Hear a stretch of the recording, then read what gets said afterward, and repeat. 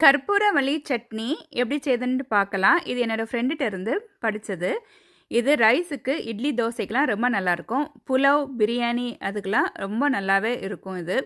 சின்ன பசங்களுக்கு ரொம்ப பிடிக்கும் இந்த டேஸ்ட்டு. இது இருமல், சளியெல்லாம் இருக்கும்போது கூட நமக்கு சாப்பிட்டா அதெல்லாம் டக்குனு சரியாயிடும். மழை டைமில், கிளைமேட் சேஞ்ச் ஆகிற டைம்லலாம் சாப்பிட்லாம். ஒரு 10 போல் இலை இதுக்கு பறிச்சுட்டு வரலாம். மிளகு, ஜீரகம், புளிப்பில்லாத தயிர், தேங்காய் ஒரு கைப்பிடி எடுத்துக்கணும். இது நல்லா கழுகி எடுத்துகிட்டு வரணும் இலையை. 1 ஸ்பூன் நெய் இல்லைனா நல்லெண்ணெய் போட்டு மிளகு, ஜீரகம், இலையும் போட்டுட்டு 1 நிமிஷம் வதக்குனா போதும். இது சுருங்கி வந்த உடனே ஸ்டவ்வை ஆஃப் பண்ணிவிட்டு அதை ஆறுனதுக்கப்புறம் மிக்ஸி ஜாரில் போட்டு தேங்காயும் போட்டு கொஞ்சம் உப்பும் போட்டு 1 ஸ்பூன் தயிர் போட்டு இதை அரைச்சிட்டு வரலாம்.